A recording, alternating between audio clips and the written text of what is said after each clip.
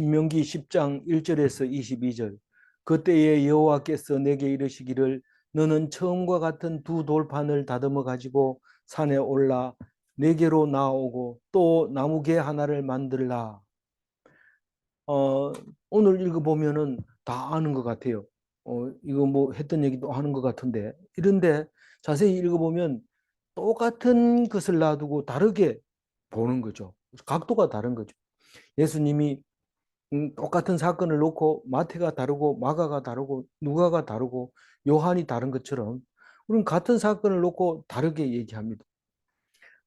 예수님 표현할 때 다 못하니까 그냥 눈이 두 개 있더라 이렇게 얘기하고 어떤 사람은 입이 한 개 있더라 이렇게 얘기했을 때 두 사람 다 틀린 게 아닙니다. 다만 보는 어디를 보느냐를 보고 있는데 오늘 또 여전히 이 두 번째 돌판을 쓸 때 얘기를 하는데 그 얘기를 왜 하느냐 그걸 볼 수 있습니다. 그때에 이르면은 어제 묵상했는 게 나오잖아요. 그때가 뭡니까? 이 배은망덕하고 무슨죠? 뭐 어, 폐역하고 또 음, 무슨 내자 있죠? 음.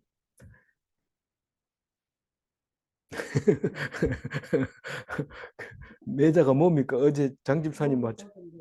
예. 어제 장집사님 하신 거 내자가 뭡니까? 폐역무도하고 폐역무도하고 그러니까 이 이스라엘 백성이 왜 폐역무도할까요? 아들이기 때문에 그래요. 아들이기 때문에. 만약에 아들이 아니면요. 아들이 아니면 뭐 상관할 필요 없어요. 그 성경에 쓸 필요가 없어요. 아들이니까 끝까지 사랑하는 모습을 보여주시려고 너희들은 나쁘다. 너희들이 뭐 착해서 가나안 땅 들어가는 게 아니고 너희들 조상을 위해서 조상을 봐서 내가 할 수 없이 내가 넣어준다. 그렇게 얘기를 하는데 그 말 속에 뭐가 들어있어요? 너희들이 아무리 말을 안 들어도 너는 내 아들이다. 그런 소리를 듣게 됩니다. 아, 놀라운 얘기죠. 나는 뭐 교회 가서 잔소리 한 거 듣기 싫어요. 이래서 안 가고 싶어 하는데 그게 잔소리로 들리면 그래도 아버지 아들이 맞는 거고 뭐 희한한 소리 한다면서 싫다고 안 가면 그건 하나님 아들이 아닌 게 확실한 거죠. 그래서 오늘 모세가 언제 기도했어요? 계속해서 뭐 일이 있을 때마다 40일 금식을 합니다. 요 바로 앞에서는 뭐 가네스 바네아에서 또 어, 또, 또 뭡니까 그 르, 르, 르,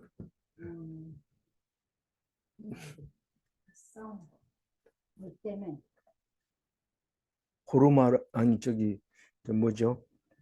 음,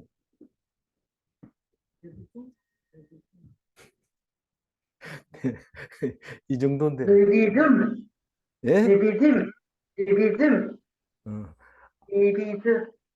다시 보세요. 어제 거 보세요. 어제 거 네. 빨간 글씨 큰 걸로 써놨잖아요. 우리는 70이 됐기 때문에 어쩔 수 없습니다.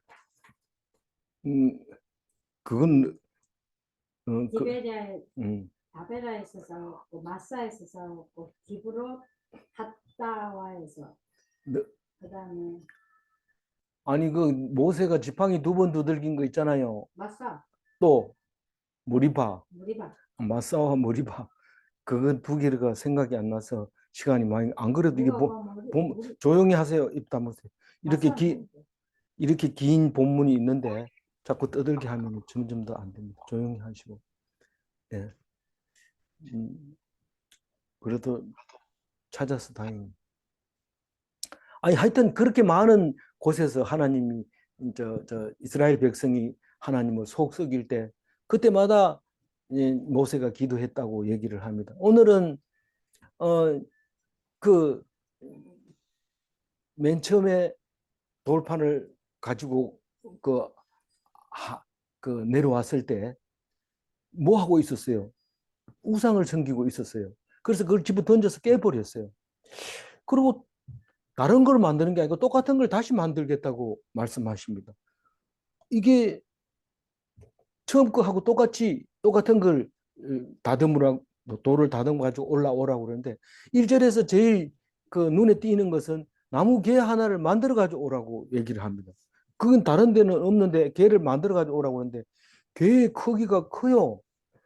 큰데 그걸 만들어 오라 합니다. 그래서 돌 2개하고 개하고 만들어 오라고 합니다. 2절 읽어봅니다. 그죠? 예. 크고 많은 백성은 내가 아는 아낙 자손.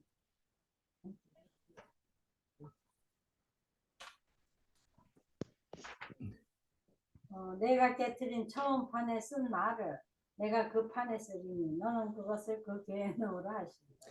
이 그 처음 판에 쓴 말을 두 번째도 똑같이 거기다 쓰겠다는 거예요. 왜 그렇게 했을까요? 그 써가지고 거기다 넣으라는 거죠. 왜 그렇게 했을까요? 우리는 거기 율법이 십계명이 적혀 있잖아요. 십계명이 있으니까 죄인입니까? 없으니까 죄입니까? 율법이 없으면 우린 죄가 없어요. 네 죄 있잖아. 뭐가 죄나? 그런 법이 어디 있냐? 그게 그렇게 하지 말라는 게 어디 있냐? 그 율법에 있는 거죠.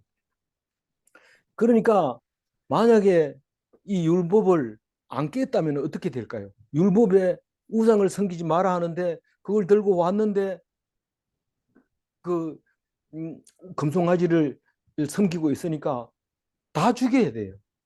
그러니까 이걸 그 사람들 보기 전에 깨버리면 그 사람들을 살릴 수 있는 겁니다. 놀라운 얘기죠. 그런데 그러면 처음부터 법을 안 만들면 안 되겠나? 근데 안 만들면은 하나님의 은혜를 몰라요. 그래서 율법을 보는 순간 내가 어떻게 돼요?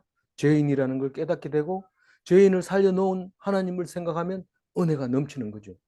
아니 하나님을 안 믿는 사람도 다 사는데 왜 나는 못 삽니까? 그게 사는 게 아니다. 하나님을 안 믿고 사는 거는 그냥 사형 선고가 났는데 그 날짜를 모르고 살 뿐이지 다 죽는다. 근데 하나님 말씀을 가지고 사는 사람은 죄가 생각나고 그 죄를 없앰으로 말미암아 영원히 사는 그런 사람이 된다는 것을 말하고 싶은 거죠. 죄가 없을 때는 그러면 하나님이 뭘 거역하지 않았느냐?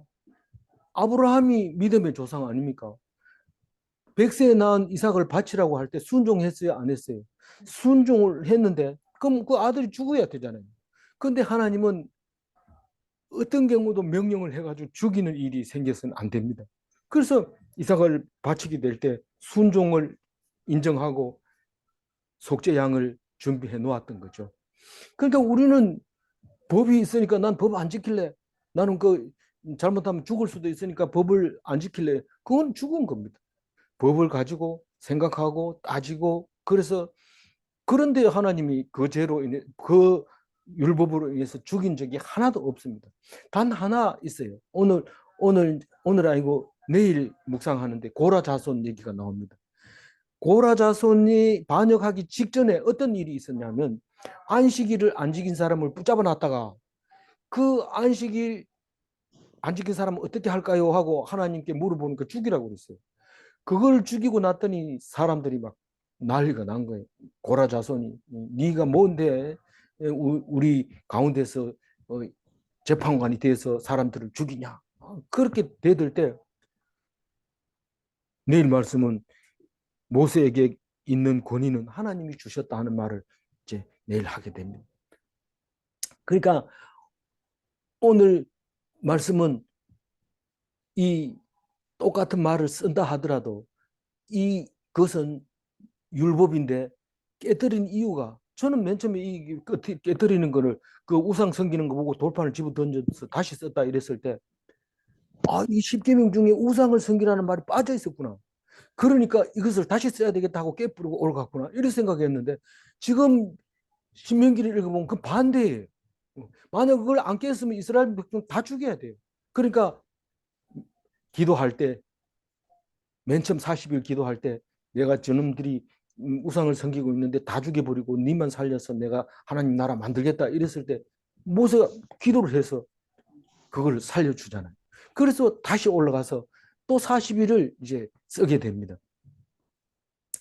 3절 읽어봅니다. 내가 조각목으로 궤를 만들고 처음 것과 같은 돌판 둘을 다듬어 손에 들고 산에 오르니. 조각목으로 개를 만들면 무슨 뭐 얼마나 클까요? 뭐 한쪽 손으로 들 수 있을 것 같아요. 개의 크기가 두 규빗 반, 한 규빗 반, 한 규빗 반. 쉽게 생각하면 관하고 같아요. 관 크기. 사람이 들어가서 묻을 때 쓰는 관 크기만 한데 그걸 들고 또 한쪽에는 돌판 두 개를 들고 그걸 들고 어디로 가요? 시내산 꼭대기로 올라갔어요. 그래서 어떻게 모세 혼자 그렇게 갔냐? 들고 가는 사람이 있을 거다. 그렇게 말씀하시는 분이 있어요. 그게 옳은 것 같아요. 4절 한번 읽어봅니다. 여호와께서 그 총의 날에 산 위 불 가운데서 너희에게 이루신 십계명을 처음과 같이 그 판에 쓰시고 그것을 내게 주시되. 그 총회의 날에 산 위 불 가운데서 이렇게 말하면 뭔 말이에요? 시내산에서 출애굽한 지 50일째 되던 날 사람들을 전부 다 시내산 밑에다가 세워놓고 하나님이 불 가운데서 소리 지르고 흑암 가운데서 깜깜한 가운데서 우레와 같은 소리로 들을 때 사람들이 시급했잖아요. 그걸 듣고 살아남은 거 너무 감사하다 이러면서 다시는 안 볼래. 모세 네가 얘기 듣고 와가지고 우리한테 얘기하면 네 말은 내가 다 들을게. 이렇게 해서 모세가 중재자로 서게 되잖아요. 출애굽한 지 며칠 만에? 50일 만에. 그래서 우리는 그날을 칠칠절이라고도 하고 오순절이라고도 하고 그게 이제 그 맥주 감사절이라고도 하고 그런데 다 없어져 버리고 맥주 감사절만 있는데 맥주 감사절은 언제예요? 7월 1일. 그게 뭔 뜻이에요? 그러면 그것은 상반기 결산하는 거다 하고 지금 그렇게 말하는 거지. 보리 농사도 안 짓는데 무슨 맥주 감사절입니까? 이럴 때 대답할 줄 알아야 되죠. 우리는 신명기를 읽어봐라. 그게 그런 뜻이다라고 얘기를 할 수 있어야 되는 거죠. 그러나 우리는 뭐 상반기 결산을 왜 해야 돼요? 이러면은 곤란해져요. 그러니까 그렇게 알고 지켜 나가야 돼요. 예, 5절 한번 읽어볼까요? 내가 돌이켜 산에서 내려와서 여호와께서 내게 명령하신 대로 그 판을 내가 만든 궤에 넣었더니 지금까지 있는. 그리고 3절에는 이제 입산하고 5절에는 하산해요. 그 도사들이 전부 지리산에서 3년 돌을 닦고 하산하면 또 다른 산에 가서 또 돌을 닦고 내려오고 이러는데 이 모세는 시내산에 올라가서 40일 있다가 하산합니다. 전번에 갔을 때도 40일 금식하면서 있다가 내려왔는데 이번에도 그렇게 내려왔는데 그 명령한 대로 그 판을 내가 만든 궤에 넣었다. 내가 만들었다 이랬는데 사실은 알고 보면 출애굽기 37장 1절에 보면 보살렐이 조각목으로 궤를 만들었다. 그렇게 나와 있어요. 이건 자세하게 나온 얘기고 이거는 그냥 한 얘기죠. 그러면 보살렐은 모세가 명령한 대로 했으니까 보살렐이 한 것은 모세가 한 거다. 이렇게 아까처럼 말할 수가 있겠죠. 그래서 어쨌든 내가 만든 궤에다가 넣었더니 지금까지 있느니라. 지금 모세가 만든 법궤 그게 어디 있어요? 없잖아요. 그런데 나중에 그 제일 마지막으로는 느헤미야가 아무래도 바벨론에게 망하기 전에 솔로몬 성전에 있던 그 궤가 느헤미야가 감췄다. 이래가지고 너부산 밑에 감췄을지도 모른다. 이래가지고 너부산 밑에 벌집이 됐어요. 다 파가지고 그랬는데 못 찾았어요. 뭐 심지어는 예루살렘 밑에 지하 몇 미터 밑에 숨겨놨다. 이래가지고 또 그거 연구하고 뭐 엑스레이 찍고 막 이런데 아직도 못 찾아냈어요. 근데 그게 그걸 찾아야 되냐? 그거 찾을 필요 없어요. 어디에 있기 때문에? 마음에 들어있기 때문에. 이 고린도후서 3장 3절에 보면 누가 쓴 거예요? 고린도후서는 바울이 썼죠. 돌판에 쓴 것이 아니요 오직 육의 마음판에 쓴 것이라. 이 율법이 돌에다 안 새기고 마음속에 들어있어요. 지금 뭐 십계명 얘기해봐라. 나 위에 다른 신을 섬기지 마라. 우상을 섬기지 마라. 망령되이 일컫지 마라. 안식일을 지켜라. 내 부모를 공경하라. 다 옳잖아요. 이 뭐 마음 비에 딱 새겨져 있으니까 되잖아요. 그 지금까지도 그 율법이 있다. 지금하고 똑같다. 그 얘기를 하고 있는 거예요. 6절을 한번 읽어볼까요? 이스라엘 자손이 부에롯 분의 야아간에서 길을 떠나 모세라에 이르러 아론이 거기서 죽어 장사되었고 그의 아들 엘르아살이 그를 이어 제사장의 직임을 행하였으며. 그 6절에서부터 9절까지에는 가로를 쳐놨어요. 이거는 이제 여러 가지 사본에 없는 것, 어떤 사본에는 없는 것이기 때문에 나중에 넣었다고 볼 수 있는데 왜 이게 앞에 얘기하고도 안 맞고 뒤에 얘기하고도 안 맞는 이 제사장 이야기와 레위인 이야기를 썼는데 왜 그랬을까요? 이런데 자세히 보면 지명도 나와 있고 또 제사장 이름도 나와 있고 이렇습니다. 그래서 이게 신명기는 역사서가 아니기 때문에 그대로 적을 필요는 없어요. 그럼에도 불구하고 이것을 쓴 것은 이야기의 중심에 그게 들어가야 연결이 된다고 생각을 한 거죠. 실제로 이 이야기가 다른 데는 없는 이야기가 들어있는 걸로 보면 이 이야기를 어디에다 넣어야 될까 하고 정한 것이 여기다가 넣은 거죠. 그러니까 꼭 그걸 넣어야 되냐 이랬을 때 이스라엘 백성이 우리 조상들이 이 이스라엘 땅은 약속의 땅이다. 우리가 언제나 잊어버렸지만 다시 찾을 거다 하고 찾아갔을 때 막연히 찾아갔다가 문제가 생깁니다. 경계선이 어디냐? 이러면 또 경계선에서 싸워야 됩니다. 그럴 때 이 6절부터 적어 놓는 이것이 굉장히 도움이 된다는 겁니다. 봐라, 여기 있지 않느냐? 그렇기 때문에 이 성경은 역사학자에게도 필요하고 꼭 이스라엘 백성은 뭐 역사학자, 시편학자, 음악 전공자, 뭐 철학자, 뭐 심리학자 온통 그 사람들이 이 성경 가지고 평생을 나는 심리학을 하겠다 이러면 성경 가지고 심리학을 끝내고 철학하겠다 이러면 성경 가지고 철학을 끝내고 어떤 사람은 나는 시인이야 이러면 시편 가지고 시편 말고도 구석구석에 숨어 있는 시편이 있죠. 그걸 다 이야기하고 과학자, 역사학자, 지리학자, 천문학자 전부 다 성경에서 공부하고 훌륭한 사람들이 되는데 그걸 뭘로 증명을 해요? 유대인들 보세요. 유대인은 어렸을 때부터 성경 말고 가르친 게 없습니다. 그런데 상이라는 상은 다 받습니다. 그게 바로 거기에서 나온 그 때문에 그렇습니다.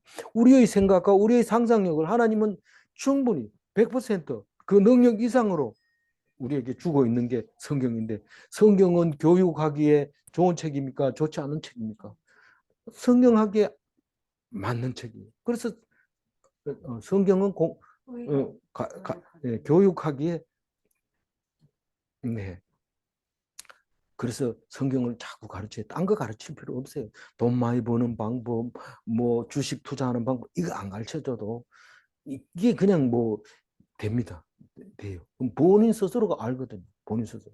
그래서 이 가르쳐 놓고 있는 것은 뭐냐면 보에롯 버네 야아간이라고 했는데 이 지명 이름이 보에롯 버네 야아간 이게 두 개 다 안 읽고 버네 야아간만 읽는 그 지명으로 나온 숫자가 더 많습니다. 보에롯 버네 야아간 이게 나온 거는 이거 한 군데밖에 없어요. 그러니까 같은 동네죠. 우리 길르앗 라봇 한 것처럼 길르앗 따로 있고 라못 따로 부를 때도 있어요. 그렇지만 길르앗 라못 이러면 이제 그 한 곳이 있는 것처럼 이렇게 두 가지가 한 개를 됩니다. 경상북도 울진 이렇게 얘기하는데 그게 없으면 뭐 다른 데도 저기 강원도에도 가면 울진 엄남면 이런 게 있다는 거예요. 그런 거 말고 이게 두 개를 붙여가지고 정확한 위치를 얘기했는데 이곳밖에 안 나옵니다. 근데 이게 정확하게 보에롯 버네야 아간이라는 뭔 말이냐면 버네는 아들이라는 뜻이고 보에롯이라는 것은 우물이라는 뜻입니다. 그래 버네 야간 이름 야간의 아들 우물 이렇게 됩니다. 근데 이게 위치가 어디냐 이러면은 다른 거는 안 나와 있기 때문에 정확하게 모릅니다. 그런데 많은 학자들이 가데스 바네아 동북쪽 18km 지점에 있는 그 부근이다라고 얘기를 합니다. 어떻게 그걸 학자들이 알아냈을까요? 우리는 성경 66권만 읽고 은혜를 받지만 성경 연구하는 사람은 예수님에 대해서는 얘기 잘 연구를 안 하지만 구약만 가지고 계속하고 유대인의 다른 책들을 많이 가져와서 따져보면 알 수 있는 거죠. 모르는 걸 적어 놓지는 않습니다. 이 근거가 있으니까 적지 그냥 생각나는 대로 적어 놓는 건 없습니다. 그래서 가데스 바네아는 어디냐 이러면 구약 창세기, 출애굽기, 레위기, 민수기, 신명기 읽을 때까지 알아야 되는 건 가데스 바네아는 알아야 돼요. 가데스 바네아는 지금 가자 지구에서 지금 타바 국경, 다시 말해서 에일랏이라고 하는 곳과 거기서 일직선으로 선을 긋고 정 가운데 점을 딱 찍으면 거기가 가데스 바네아입니다. 이제는 동북쪽으로 올라가면 유대 땅이고 이스라엘 땅이고 이제 남쪽으로 내려오면 이집트 땅이고 이런 곳이 가데스 바네아이기 때문에 가데스 바네아를 중심으로 했을 때 한 18km 동북쪽으로 가면 그곳이 보에롯 버네야간이다. 이렇게 말하면 되겠습니다. 그리고 모세라는 어디냐 하면 모세라는 아론이 죽은 곳이라고 그러는데 민수기 33장 39절에 보면 아론이 호르산에서 죽던 때의 나이는 123세였더라. 이렇게 나옵니다. 그럼 호르산하고 모세라고 같으냐? 우리는 성경이 틀리지 않기 때문에 같다고 볼 수 있어요. 그러면 모세라도 여기 처음 나오고 호르산은 많이 나옵니다. 그럼 뭐 호르산은 확실하면 모세라는 자동으로 딱 거기를 얘기하는 거구나 하는 것을 알게 됩니다. 물론 모세라라는 뜻도 있지만 그건 뭐 중요하지 않으니까 너무 예? 장백산. 그게 뭔 말이에요? 아니 그러니까 조용히 하세요. 예. 거긴데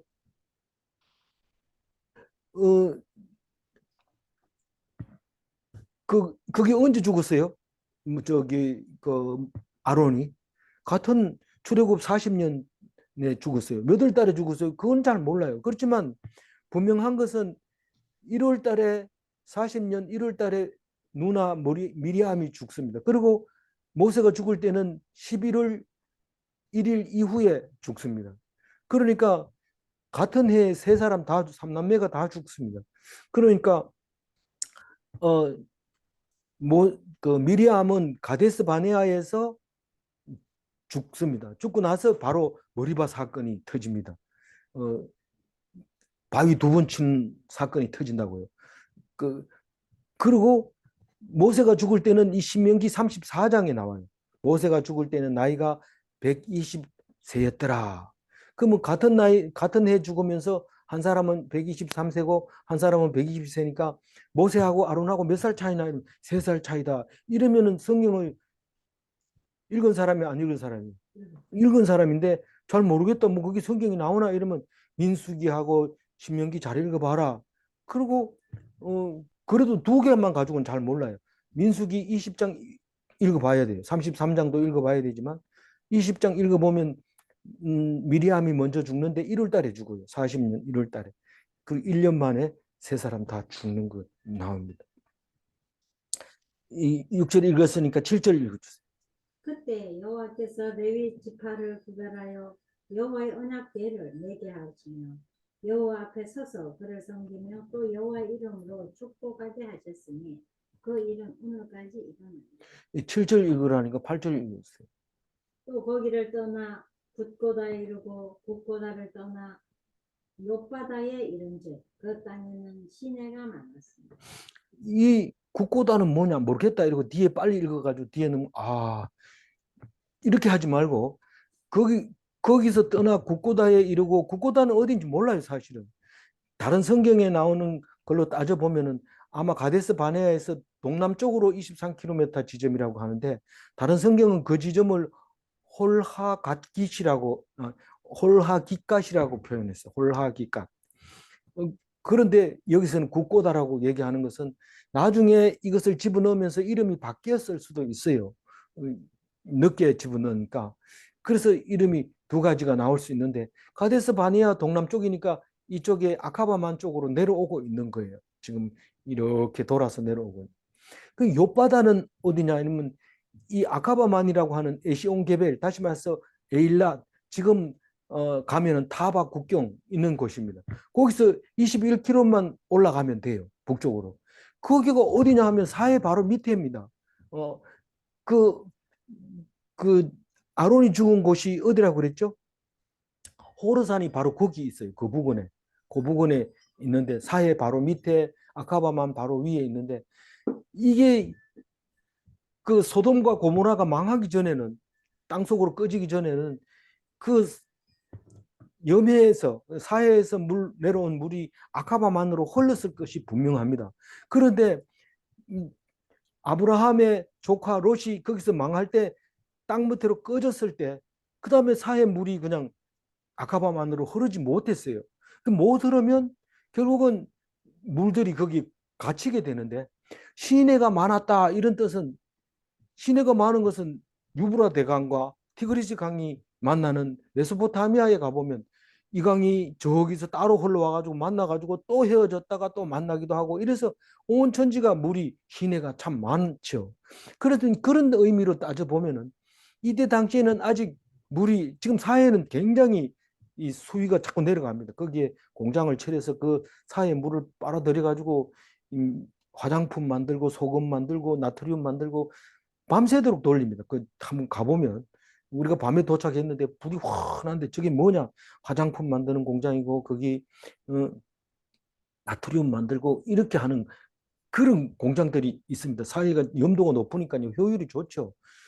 그런 그 있어서 수위가 1년에 뭐 1m씩이니까 뭐 줄어든다고 그래요.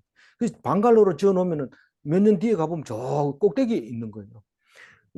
그렇게 이제 되어 있는 그 부근에가 바로 여기 이 옆바다예요. 옆바다. 바다가 시내가 많았다. 그 땅은 시내가 많았다. 왜 이 얘기를 할까요?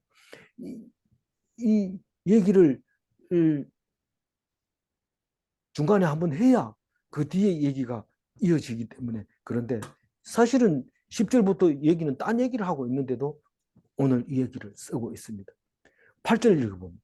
그때 여호와께서 레위 지파를 구별하여 여호와의 언약궤를 내게 하며 여호와 앞에 서서 그를 섬기며 또 여호와의 이름으로 축복하게 하셨으니 그 일은 오늘까지 일어나니 오늘까지 이르노리라 계속 얘기하고 있는데 레위인은 성별되고 제사장은 구별되고 하여튼 두 사람 다 이제 제사장과 레위인 둘 다 이제 있다는 거예요. 근데 내일 묵상하는데 딱 가보면 이 레위인이 반란을 일으키잖아요.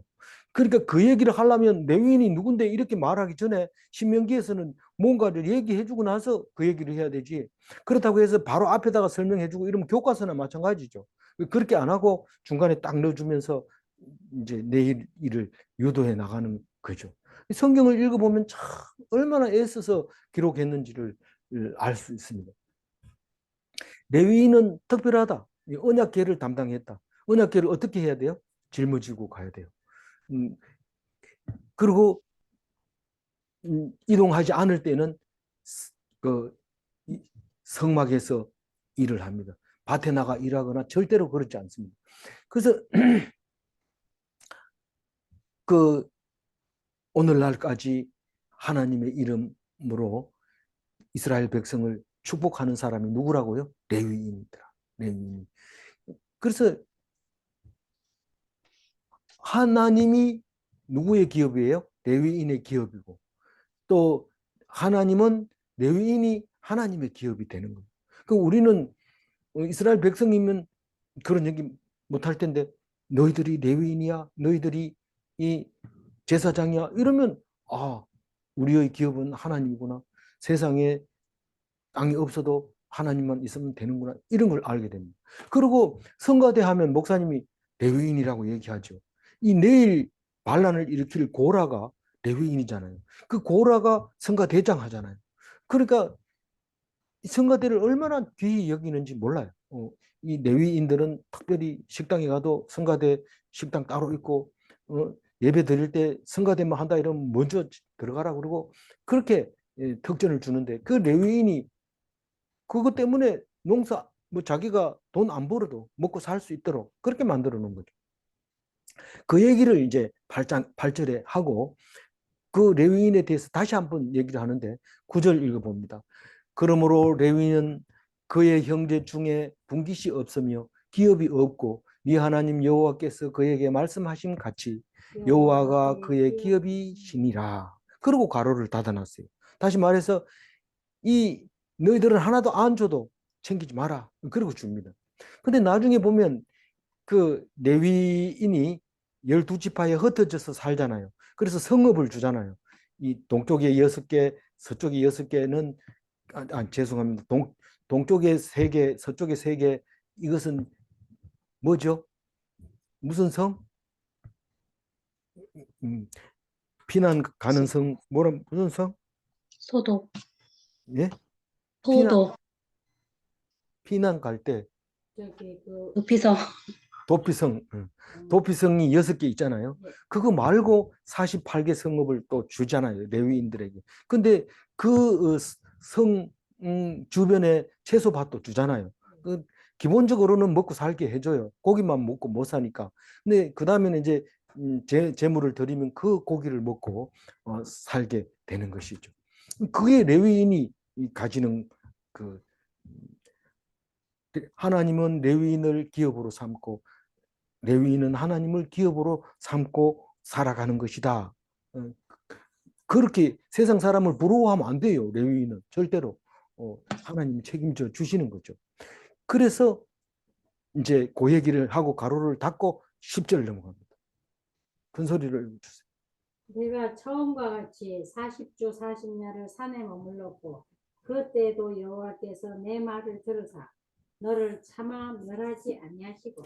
그러면 이 5절까지 이야기에 연결이 되는 거 아니냐 했는데 연결은 안 됩니다. 왜냐하면 40주 40야라고 해가지고 붙어 있는 게 아니에요.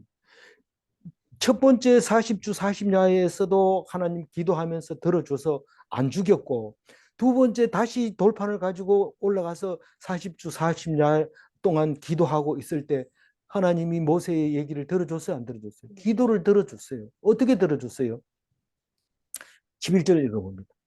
여호와께서 내게 이르시되 일어나서 백성보다 먼저 길을 떠나라. 내가 그들에게 주리라고 그들의 조상들에게 맹세한 땅에 그들이 들어가서 그것을 차지하리라 하셨느니. 이게 저기 기도를 들어줬다는 얘기가 어디 있어요? 이렇게 얘기하는데 모세를 앞장서서 가나안 땅 입구까지 너부산까지 네가 끌고 가라. 그 인도해서 가라. 네가 앞장서서 가라. 모세 보고 그렇게 합니다. 그러면 그들이 너를 따라서 가나안으로 향해서 갈 거다. 그럼 네 앞장서라. 이런 말을 할 때 이게 죄를 사해 줬다. 이런 뜻입니다. 그걸 어떻게 알아요? 마태복음 9장 5절에 예수님이 안전병리를 일으키시고 낫게 하신 다음에 일어나 걸어가라 이렇게 얘기합니다. 그러니까 사람들이 깜짝 놀라면서 이 사람이 무슨 그 권한으로 이렇게 걸어가라 하냐 이런데 이렇게 얘기합니다. 네 죄 사함을 받았느니라 하는 말과 들고 걸어가라 하는 말이 어느 것이 쉽겠느냐 이렇게 말합니다. 죄를 사했으니까 병이 나아서 걸어가는 거죠. 그러니까 사함을 해줬다는 말을 그렇게 쉽게 얘기한 거죠. 모세가 기도한 걸 들어줬다는 얘기 뭡니까? 이스라엘 백성을 살려줄 테니까 네가 앞장서서 가라. 그럼 따라가서 가나안에 들어갈 수 있도록 준비를 할 테니까 그 얘기 아닙니까? 그럼 지금 모세의 기도를 들으시는 하나님, 그게 10절, 11절 말씀입니다. 그런데 내가 죄의 속량함을 받았으면 하나님은 뭐를 우리한테 원하십니까? 이렇게 나와야죠. 당연히 그렇게 나와야죠. 하나님은 나를 아들 삼아 주시고 모든 죄를 그래 네 다음부터 잘하면 돼. 뭘 잘해야 됩니까? 하고 물었을 때 12절과 같이 얘기를 합니다. 12절 읽어봅니다. 이스라엘아 내 하나님 여호와께서 내게 요구하시는 것이 무엇이냐? 곧 내 하나님 여호와를 경외하며 그의 모든 도를 행하고 그를 사랑하며 마음을 다하고 뜻을 다하여 내 하나님 여호와를 섬기고. 예수님이 이 청년이 와가지고 무엇을 해야 구원을 얻습니까? 성경에 뭐라 하더냐? 신명기 10장 12절에 12절 맞아요? 네, 12절에 나와 있는데 마음을 다하고 뜻을 다하고 목숨을 다하고 힘을 다하여 하나님을 섬기라고 했습니다. 그래 했냐? 했습니다. 그러면 그거 부족하니까 딱 팔고 와라 이런 거는 근심을 하면서 돌아갔잖아요. 이 말씀이 우리가 할 수 있는 것은 하나님의 요구사항은 우리가 해야 될 일은 우리의 책무는 우리가 해야 될 사역은 딴 게 아니고 하나님을 경외하고 하나님의 도를 행하고 하나님을 사랑하고 마음과 뜻을 다해서 하나님을 섬기는 거예요. 경외하는 게 어떤 건지 잘 모르겠는데 말씀을 들으라는 거예요. 말씀을 들어요. 그게 하나님을 경외하는 거예요. 도를 행하는 것도 모르겠는데 도를 행하는 것도 말씀을 듣고 이해하고 그것을 깨닫게 하는 거예요. 도를 행한다는 것은 말씀을 듣고 믿는 것이에요. 그게 로마서에 잘 나와 있잖아요. 말씀을 듣고 믿으면 그것을 행했다고 믿어주는 거예요. 행했다고 인정하는 거죠. 하나님을 사랑하는 게 뭐냐? 말씀을 사랑하는 게 하나님을 사랑하는 거예요. 어떻게, 핫도그 사주고 이런 게 중요한 게 아니에요. 하나님을, 말씀을 사랑하는 거예요. 마음과 뜻을 다해 섬기라고. 마음과 뜻을 다해가 뭐예요? 지금 다른 일이 급한 게 있어요. 이거 안 하면은 막 속이 터지겠어요. 그런데 그 일보다도 더 중요한 게 하나님 앞에 앉아서 기도하면서 말씀 붙잡고 하나님 오늘 이 말씀을 줬는데 나에게 이런 사건과 무슨 관계가 있습니까? 관계 있다. 잘 들어봐라. 말씀 잘 들어봐라. 말씀을 잘 들었는데 그게 문제가 해결돼 버린 거. 그렇게 마음과 뜻과 정성과 목숨과 힘을 다해서 하나님을 섬기라고. 그게 내 할 일이라는 거예요. 그게 뭐 굉장히 어렵습니까? 그냥 말씀 읽는 거예요. 아니 정 힘들면 2시 돼서 털어놓고 줌 털어놓으면 돼요. 정 힘들면 힘 안 들면 아들 갖다 놓고 예배 드리고 아들이 그건 나로 알아야 이러면 그럼 네가 해봐라. 이렇게 해서 또 하게 하고 그렇게 해서 말씀을 자꾸 듣고 얘기하고 그렇게 하라고. 그게 내가 할 일이에요. 하나님의 요구사항이에요. 그리고요 13절 내가 오늘 내 행복을 위하여 내게 명령하는 여호와의 명령과 규례를 지킬 것이 아니니. 네. 이 13절은 오늘입니다. 오늘 내 행복은 딴 게 있는 게 아니고 하나님 말씀에 있어요. 네 행복을 위해서 말씀을 들으라는 거예요. 말씀은 둘째 치고 내가 돈 좀 있어야 되겠어요. 돈 벌러 가야 되겠어요. 그거 행복하지 않다. 그거 벌어놓으면 더 많이 벌고 싶어. 나중에 믿을게. 그거 소용없어요. 근데 내가 오늘은 참 진짜 뜨거워지는데 내일 혹시 못 믿을 몰라요. 왜냐하면 과거에 했는 거 보면 잘 믿다가 안 믿다가 이런 걸로 보면 앞으로도 그럴 것 같아요. 그거는 안 믿는 거예요. 오늘 믿는 사람은 내일 걱정 안 합니다. 오늘은 영원한 오늘입니다. 그래서 내일 염려하지 않고 오늘 내가 믿습니다. 그 고백을 할 때 그게 너의 행복입니다. 그리고 어떤 사람이 이름이 복자라는 사람이 있어요. 자기가 복된 자라는 거죠. 자세히 보면 성경 잘 안 읽어요. 근데 성경 읽는 사람이 복자입니다. 딴 게 아닙니다. 다른 데 있는 줄 알고 아는 사람은 알지만 모르는 겁니다. 네가 명하는 모든 네게 명하는 여호와의 명령과 규례를 지킬 것이 아니냐. 저는 성경을 아무리 읽어도 명령이 뭔지 규례가 뭔지 모르겠어요. 이런데 창세기부터 신명기까지 다 명령입니다. 그대로. 근데 그거 어떻게 지킬 수 있어요? 자꾸 읽어라. 네가 못 지키면 하나님이 못 지킨다는 거를 인정할 때까지 그럼 인정하면 그러면 은혜가 되는 거고 인정 못하면 그건 제대로 읽고 있지 않는 거죠. 누구를 위해서 성경을 읽으라고 하나님 좋으라고 읽어요? 나를 위해서 내 행복을 위해서 읽으라는 거. 말씀을 들으라는 거. 규례를 지키라는 거. 14절 하늘과 모든 하늘의 하늘과 땅과 그 위의 만물은 본래 내 하나님 여호와께 속한 것이로되. 다 압니다. 하늘과 모든 하늘의 하늘과 칠청천 삼청천 칠청천 하늘잖아요. 그 우주 만물의 별들까지 누가 만들었어요? 하나님이 만드시고 또 땅과 그 위의 만물들은 하나님께 속한 것이에요. 속하였다는 것은 지금도 운행하고 계시고 관습하시고 관리하고 계시는 거예요. 관장하고 계시는 거예요. 그 얘기를 왜 합니까? 그 얘기를 왜 합니까? 지금 15절 얘기하려고 그 얘기 하는데 너희들이 그냥 보통 사람이 아니야. 하나님이 특별히 너희들 오늘까지 오게까지 만드느라고 엄청 사역하고 계셔. 하나님의 사역이. 쉬지 않고 밤에도 눈동자 같이 주무시지 않고 안식일에도 우리는 쉬어도 하나님은 안 쉬고 그렇게 일하고 계셔. 15절 읽어봅니다. 여호와께서 오직 내 조상들을 기뻐하시고 그들을 사랑하사 그들의 후손인 너희를 만민 중에서 택하셨으니 오늘과 같다. 이게 조상들을 기뻐했다 하나님이. 거꾸로 읽으면 어떻게 해요? 이 이스라엘 백성만큼 하나님을 좋아한 사람이 없다 이런 말입니다. 하나님이 조상들을 기뻐했다. 그게 성경을 그렇게 막 읽어도 돼요.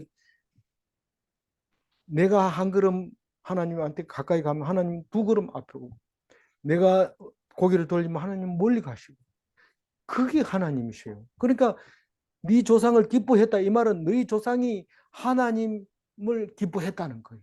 그게. 그리고 그들을 사랑하사 하나님이 이스라엘 백성을 사랑했다는 거예요. 그들의 후손인 너희들의 만민 중에서 택했어요. 언제 택했어요? 태초. 이거 출애굽할 때 그때 택한 거 아닙니까?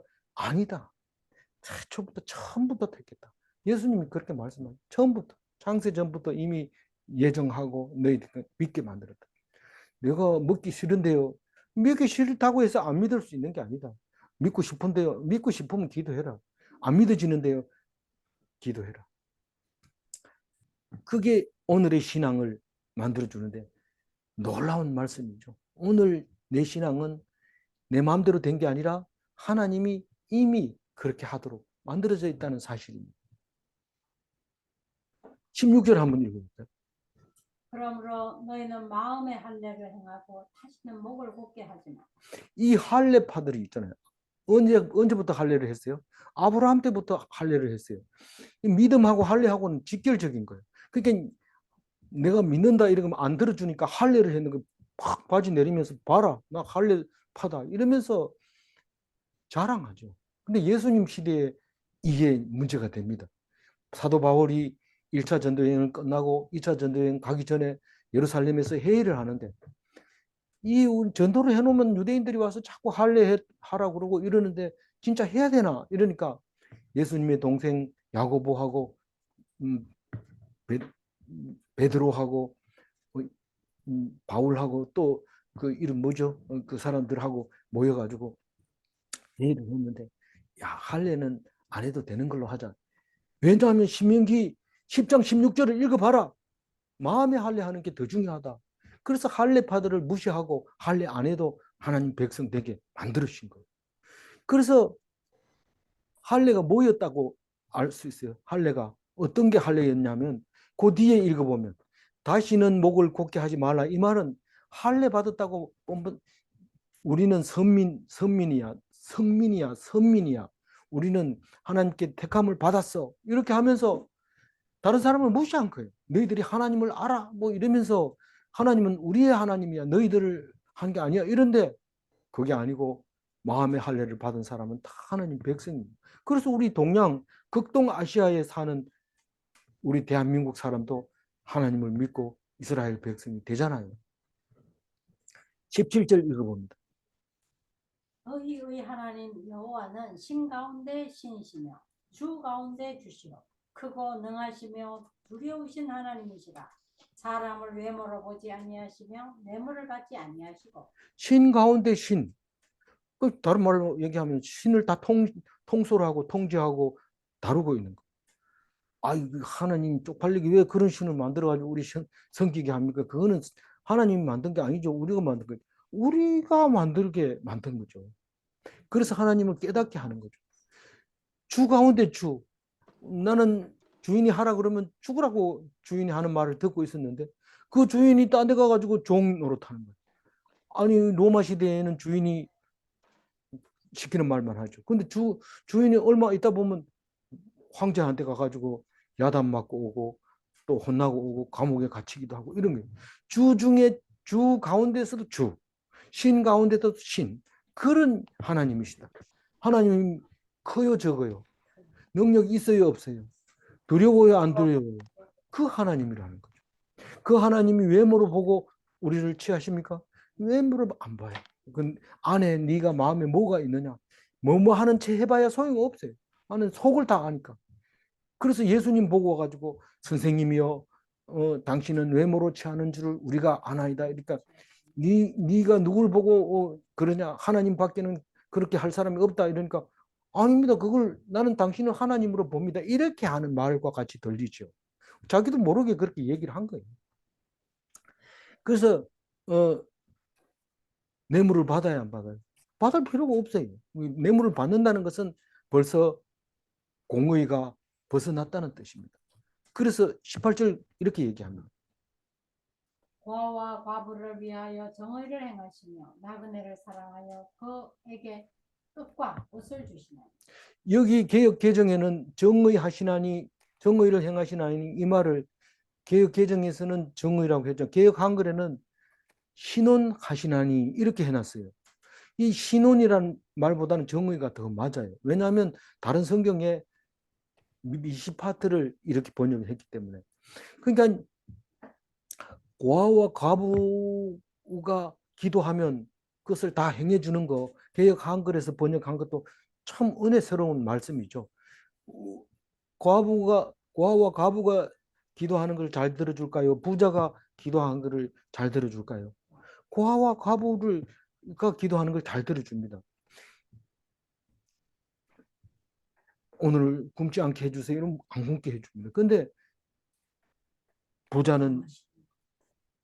부자는 맛집을 주세요. 이러면 맛집 보내줬는데 먹어보고 맛이 없다고 안 갑니다. 그러니까 하나님이 안 준 걸로 생각하는데 배가 불러서 그렇죠. 어떻게 알아요, 그거를? 어떻게 당신은 그렇게 알고 얘기합니까? 부자는 천국 가기가 낙타가 바늘길 들어가기보다 어렵다고 얘기를 할 때 알아봤어야 되죠. 뭔 말인지. 그래서 이 미시파트라고 하는 것은 우리가 볼 때는 과부는 당연히 돈이 없으니까 좀 찌질한 거 먹어야 되고 또 우리가 어디 가서 아는 체 할 때 나 자꾸 껍질거리고 대들고 끼어들게 하기 그거 하지 말아야죠. 그게 우리가 볼 때는 정의지만 하나님은 그렇게 안 한다는 거예요. 나그네도 절대로 나그네가 뭐 먹을 게 어디 있어요? 입을 게 어디 있어요? 그런데 절대로 안 굶게 하고 발가벗고 다니지 않게 한다. 만약에 나그네가 발가벗고 옷이 없다 하면서 돌아다녀 보세요. 그 앞집에서 제일 가까운 앞집에서 보자기라도 하나 가져와서 탁 입혀줍니다. 그러니 그게 하나님이 하시는 거죠. 하나님이 하시는 거. 그래서 절대로 안 굶게 하고 옷을 벗고 다니지 않게 그렇게 하는데 그거를 우리가 볼 때는 하나님이 나그네를 사랑하는구나. 우리는 안 그러더니 나그네를 저렇게 챙겨주네. 그렇게 말하는 거죠. 그래서 부자가 무서워요? 가난한 사람이 무서워요? 가난한 사람이 무서워요. 가난한 사람이 만약에 나보고 돈이 있다고 막 뭐라고 이러면은 그 가난한 사람의 기도는 들어주기 때문에 굉장히 위험합니다. 근데 부자는 해봐야 뭐 잘 안 들어주니까 걱정할 거 없어요. 19절 읽어봅니다. 너희는 나그네를 사랑하라. 전에 너희도 애굽 땅에서 나그네가 되었음. 꼭 이 성경에서 말씀하실 때는 이유를 얘기합니다. 물론 이유 얘기 안 하는 것도 있어요. 그래서 유대인들이 너 왜 그런 짓을 하냐 이러면 성경에 나와 있다. 하나님이 그렇게 말씀하셨다. 왜? 몰라. 하라 해서 한다.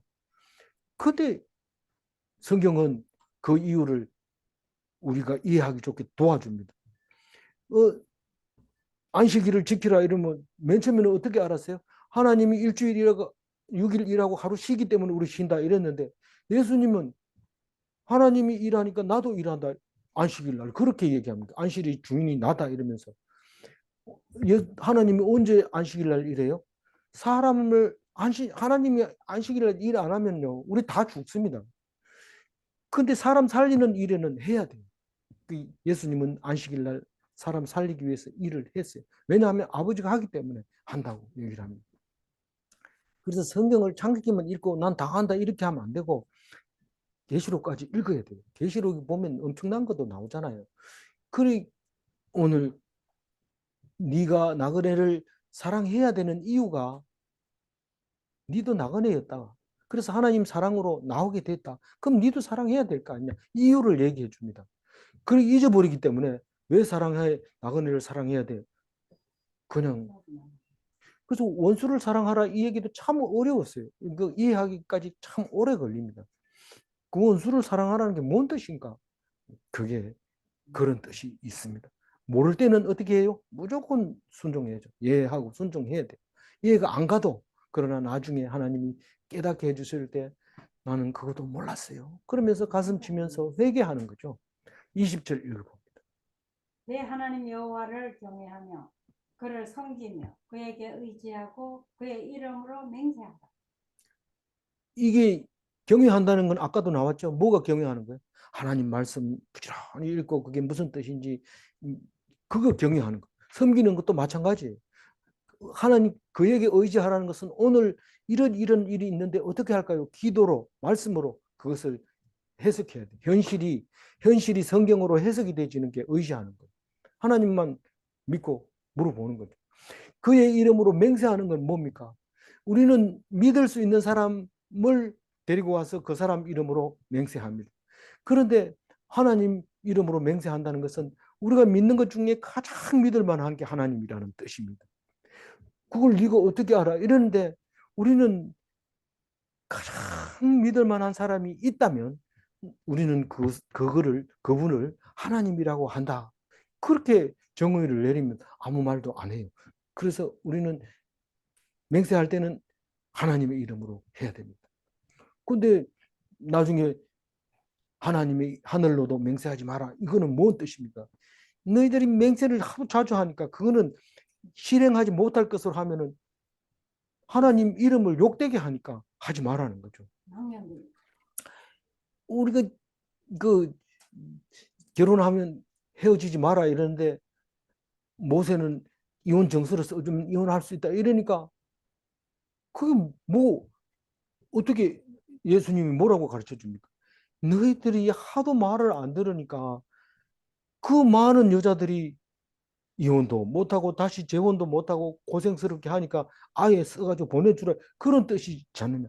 다시 말해서 모든 율법이 어떤 율법이든지 사람을 살리기 위한 율법이 되어져야지 사람을 죽이는 율법이 됐으면 너희들이 율법 자체를 해석을 잘못하고 오해하고 있는 거다라는 것을 말하고 있었던 거 아닙니까?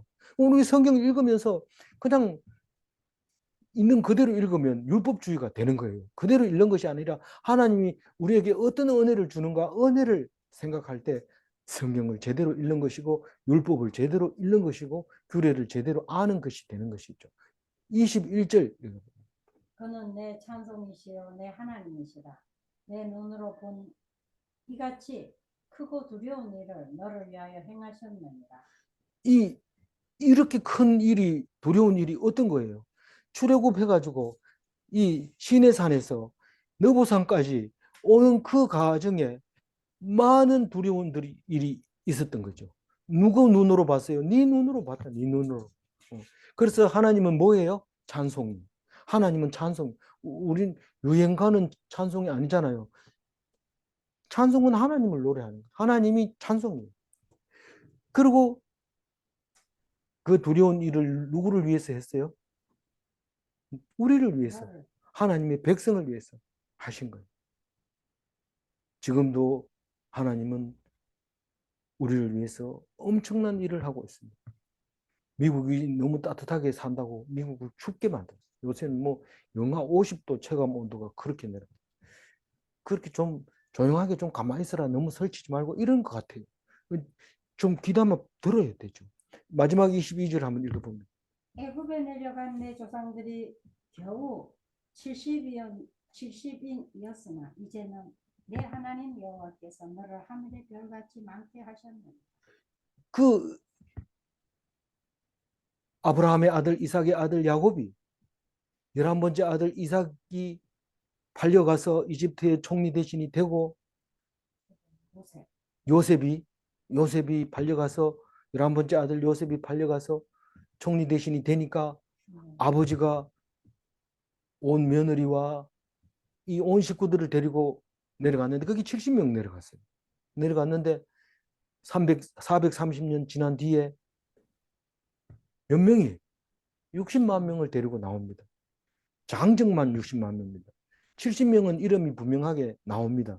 왜 70명인지 나오지만 60만 명은 나올 때 60만 명, 느보산에 왔을 때도 60만 명, 시내산에서 세 보니까 60만 명, 느보산에서 세니까 60만 명인데 약 1,700명 정도 좀 적어졌어요. 적어졌는데 그 숫자는 60만 명에 비하면 아무것도 아니죠. 그냥 상징적인 의미가 있긴 한데 조금 줄어들었죠. 딱 그래서 그 60만 명이 다시 가나안 땅으로 들어갑니다.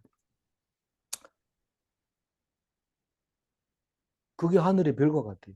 그럼 하늘의 별이 그럼 60만 개가 있느냐? 제가 볼 때는 60만 개가 넘을 것 같아요. 넘는데 이 장정만 60만 명이니까 시구에 따라서 또 달라지잖아요. 어쨌든 하늘의 별이 아마 60만 개는 안 되겠느냐? 네 하늘의 별이 몇 개인지 아냐? 이렇게 물었을 때 몰라 이러면 성경 안 읽는 사람이거든. 근데 성경 읽는 사람은 하늘의 별이 몇 개냐 이러면 알아요. 60만 개. 네 어떻게 알아? 성경 봐. 멋지잖아요. 우리 기독교인들은 알아야 돼요. 여태까지 우리는 성경 가지고 사실 학교에서 다 배워서 요즘 들어서 50년 전후로 그 전후로 해서 과학이 성경하고 많이 떨어져 나가고 있습니다만은 그전에는 성경 기준이었어요. 우리 인류가 3,000년 이전에는 없었다고 생각을 하고 있어요.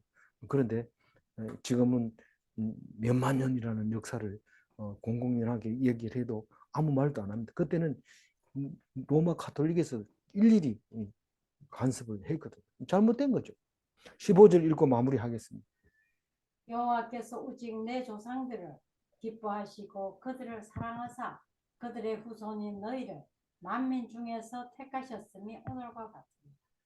하나님의 백성은 본인이 결정하는 게 아닙니다. 내가 하나님 백성 돼야지 이게 아니고 하나님이 결정하는 겁니다. 하나님의 백성은 하나님께서 강권적으로 택하십니다. 내가 하기 싫어도 안 됩니다. 하나님 백성입니다. 질문합니다. 믿음은 내 마음대로 할 수 없는가? 내가 이제부터 믿어야지. 안 됩니다. 하나님이 만약에 믿어지면 그건 하나님이 주신 선물이라는 것을 알아야 됩니다. 그럼 내가 믿음이 있다면 누구에게 감사해야 될까요? 하나님께 감사해야 돼요. 믿는 척하면 하나님이 속을 다 아는가? 대답하시기 바랍니다. 기도하겠습니다. 하나님 감사합니다. 오늘 신명기를 통해서 우리에게 말씀하실 때에 우리는 너무 가볍게 읽지 않았나 생각해 봅니다. 주님께서 자세히 읽게 해 주셔서 감사합니다. 이 말씀 붙잡고 오늘도 하나님 앞에 온전한 하나님 백성 되게 하시고 규례와 율례를 잘 지킨 사람으로서 그리스도인으로서 참된 모습을 내 속에 간직하게 하여 주옵소서. 감사하옵고 우리 주 예수 그리스도 이름으로 기도 올리옵나이다. 아멘.